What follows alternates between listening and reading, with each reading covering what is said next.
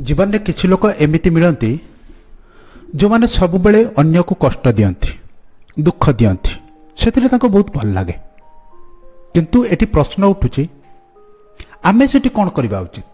ये गोटे विराट समस्या, ये गोटे विराट प्रश्न। लोक आमको खराब व्यवहार देखौचंती, खराब कथा कहउचंती, कष्ट होला बड़ी व्यवहार देखौचंती, किंतु आमे तो कौन करबा? ताको सेमिति व्यवहार देखैबा ना चुपचाप रहिबा? आमे भल मनुष्य, आमे ठीक अछंती, किंतु सामना वाला आमको बारंबार एमिति व्यवहार देखौची, एमिति शब्द कहउची जहाँ कष्ट दौची, ताको सही होउनी किंबा कही होउनी। प्रत्येक मनुष्य प्रकार दुईटी रास्ता थाए। जेतेबेले केही आमको खराब व्यवहार देखाए, खराब भाषा कहे, आमको कष्ट हुए, सेतेबेले दुईटी रास्ता थाए। प्रथमटी से जेमिति व्यवहार देखुची ताको सेमिति व्यवहार देखा जाऊ, ताको समस्त लोक प्रायतः साधारण हिसाब से करथांती। किंतु अन्यटी गोटे सुंदर उपाय। कौन से सुंदर उपायटी ताको गोटे सुंदर कहानी माध्यम मुझे आज आपको कहबी। ए कहानीटी निश्चित भाव में शुणु, जीवन अमूल्य शिक्षा जानिबे। आउ एक कहानी जो गुरुत्वपूर्ण शिक्षा अच्छी आपको आप जीवन में लगेवा द्वारा आप जीवन में गोटे विराट परिवर्तन आसब। सबुबले प्रतिष्ठित मु रही आपण पाखरे जीवन अमूल्य शिक्षा पहुँचू। आपण दुनिया किसी भिन्न जानतु। आज पर्यंत जो जीवन चली आसचंती, जो शिक्षा ग्रहण करचंती, ताठारु किछि नुआ शिखंतु।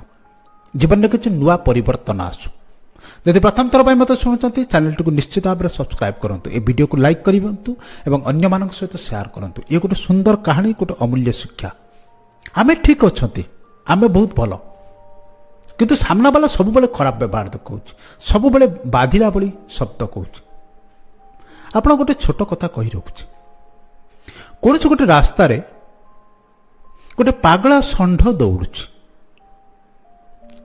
से रास्ता रे जहाँ को भी देखुଛି ताको मारुଛି। लोक माने ताको भय रे एपट सेपट हो धाउछंती। जदि आमे से जगह कहती मु गोटे बहुत बढ़िया लोक, मु बहुत सुंदर लोक, मते तू मारना, से कौन छाड़ीदेव? उत्तर निश्चित भाव में आसब, से आमको मध्य मारिब। कारण तार प्रकृति सेया। ठीक सेमिति खराब लोकंकर प्रकृति सेया। सेमानकर प्रकृति, सेमानकर प्रवृत्ति होची खराब। से भल लोक कौन, खराब लोक कौन, समस्त को से कष्ट देवे, से से आनंद पाती। किंतु एटी प्रश्न आसुची, से तो आमको कष्ट दौरान, आमको तो कष्ट होची, से तो आनंद पाउचंती। आमे ताको कष्ट दबा उचित ना न दबा उचित? जदि गोटे सुंदर व्यक्ति है किंतु कष्ट नदेले मध्य ताकू कष्ट हब। ए सुंदर कहानी माध्यम एक गुरुत्वपूर्ण समस्यार समाधान आम करवा। आसते इस कहानी को भल भाव शुण, शुणी सारा आप जीवन में गोटे सुंदर शिक्षा प्राप्त करेंगे। कौन जन अंचल जन साधु थे। से साधुंकर दुईटी आश्रम थिला, गोटे सहर मध्य थिला, गोटे ग्राम रे थिला। साधु जनक ग्राम रे किछि दिन रहते, सहर को किछि दिन जाते। सहर जो आश्रमटी थिला सेठी विभिन्न प्रकार उच्च स्तरीय पैसा थिबा बाला लोक बा शिष्य माने आसी थांती। सेठी विभिन्न प्रकार सुंदर सुंदर खाद्य तैयारी हुए, पुरी, खीरी, रसावली, विभिन्न मिष्टान्न तैयारी हुए। से सब खाती, जहाँ किसी बड़ी जाए बाहर पकई दियंती। आश्रम रे गोटे कुकुर थाए। कुकुरटी प्रत्येक दिन ए सुंदर अमृत भलिया खाद्यरू किछि परिमाण में खाइबार सुजोग पाए। प्रत्येक दिन बहुत आकार साधु आसती, किछि किछि खाद्य बड़का ओइठा पकाती, आ से सुंदर खाद्य को खाई कुकुरटी बेस सुष्टपुष्ट थाए। किंतु ग्राम अंचल जो आश्रमटी थाए सेठी प्रायतः टिके आर्थिक दुर्बल लोक माने आसी थांती। से माने निज सांगरे किछि खाद्य आनी थांती, किबा कई रुटी तरकारी सेठी पाखरु मगई खाई थांती। आ जहाँ किछि अल्प स्वल्प बळे सेठी मध्य से माने बाहर पकई दियंती। सेठी मध्य गोटे कुकुर थिला। से कुकुरटी जहाँ अल्प किछि साधारण खाद्य मिले से खाई ता जीवन बंचाए। से कुकुरटी बहुत दुर्बल थाए। थरे साधु जनक सहर अंचल आश्रम को आसी थांती। आसी संध्यारे ध्यान कर सारा पर, भजन कीर्तन सरला पर शांति रे बसी थांती। कुकुरटी तांको पाखरे एपट सेपट होई बुलुताए। कुकुरटी के देखुतांती, भाबुतांती मो कुकुरटी केड़े सुंदर होइछि, बड़ हृष्टपुष्ट होइछि। सेतेबेले तांकर मने पड़िला, अरे मोर ग्राम अंचल जो आश्रमटे अच्छी सेठी मध्य गोटे कुकुर अच्छी। से कुकुरटे बहुत दुर्बल, ସେ ଯଦି ଏଠିକି ଆସିପାରନ୍ତା ବେଶ ସୁନ୍ଦର ଆକାରରେ ରହିପାରନ୍ତା। ଏଠି ଯେତିକି ଖାଦ୍ୟ ପଡ଼ୁଛି ୟାକୁ ଗୋଟିଏ କୁକୁର ଖାଇସାରିଲା ପରେ ମଧ୍ୟ ଆହୁରି ଖାଦ୍ୟ ପଡ଼ୁଛି। ସେ ଏଥର ଠିକ୍ କଲେ ମୁଁ ଯେତେବେଳେ ଏଥର ସହରକୁ ଆସିବି ମୋର ସେ ଦୁର୍ବଳ କୁକୁରଟିକୁ ଏଠି ନେଇ ଆସିବି। କିଛି ଦିନ କଟିଗଲା। ସାଧୁ ଜଣକ ଗ୍ରାମାଞ୍ଚଳ ଆଶ୍ରମରୁ ବାହାରିଲେ ସହରାଞ୍ଚଳ ଆଶ୍ରମକୁ। ସେତେବେଳେ ସେ ଦୁର୍ବଳ କୁକୁରଟିକୁ ସାଥିରେ ନେଇଗଲେ। ସହରାଞ୍ଚଳ ଆଶ୍ରମରୁ ଗ୍ରାମାଞ୍ଚଳ ଆଶ୍ରମର ଦୂରତା ହେଉଛି 60 କିଲୋମିଟର। ସେତେବେଳେ ବହୁତ ପୁରୁଣା କଥା, ସେତେବେଳେ ଯାନବାହନ ନଥାଏ। ସାଧୁଙ୍କୁ ଚାଲି ଚାଲି ଆସିବାକୁ ପଡ଼େ।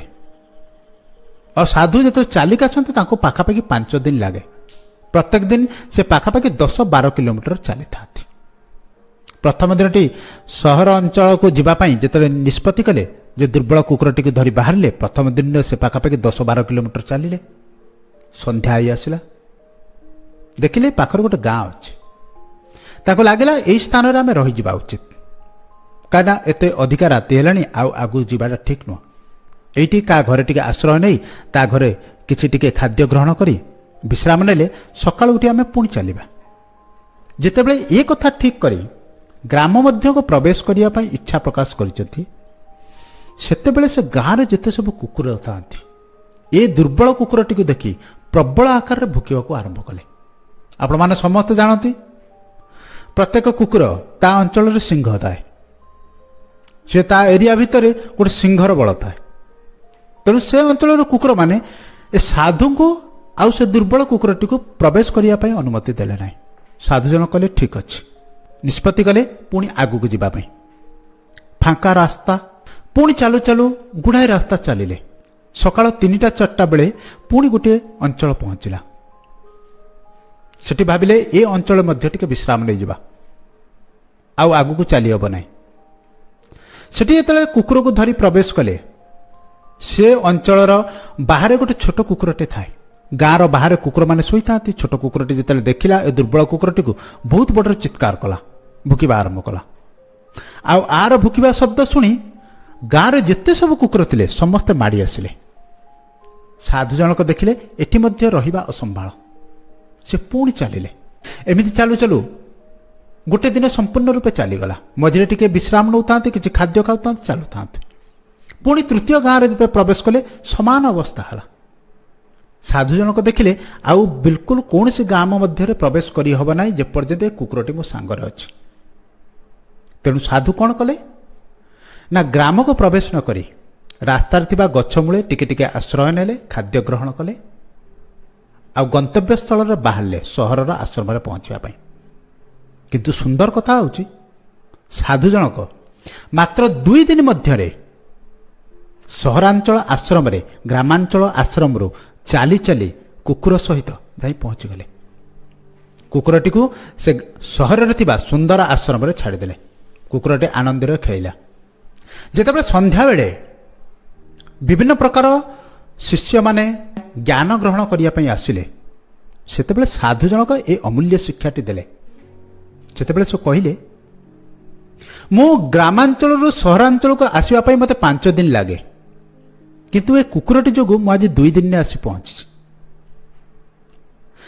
ଏ ଅଞ୍ଚଳରେ ଏ ରାସ୍ତା ମଧ୍ୟରେ ଆସିବା ମଧ୍ୟରେ ମୋର ଏ ଯାତ୍ରା ମଧ୍ୟରେ ମୁଁ ଜୀବନର ଗୋଟେ ଅମୂଲ୍ୟ ଶିକ୍ଷା ଶିଖିଛି, ଯାହାକୁ ମୁଁ ଆପଣମାନଙ୍କୁ କହୁଛି। ଆଉ ଏ ଅମୂଲ୍ୟ ଶିକ୍ଷାଟିକୁ ପ୍ରତ୍ୟେକ ମଣିଷ ଶୁଣିବା ବହୁତ ଆବଶ୍ୟକ, ଜାଣିବା ବହୁତ ଆବଶ୍ୟକ। ସାଧୁ ଯେତେବେଳେ ଗ୍ରାମରୁ ବାହାରି ସହରକୁ ଆସୁଥିଲେ, କୁକୁରଟି ତାଙ୍କ ସାଙ୍ଗରେ ଥିଲା। ଆଉ ପ୍ରତ୍ୟେକ 10-12 କିଲୋମିଟର ପରେ ଯେତେବେଳେ ସେ ଚେଷ୍ଟା କରିଛନ୍ତି କୌଣସି ଗୋଟେ ସ୍ଥାନରେ ରହିବା ପାଇଁ, ସେତେବେଳେ କୁକୁରମାନେ ତାଙ୍କୁ ଭୁକିଛନ୍ତି। କିନ୍ତୁ ସେତେବେଳେ ସାଧୁଙ୍କ ପାଖରେ 2ଟି ରାସ୍ତା ଥିଲା।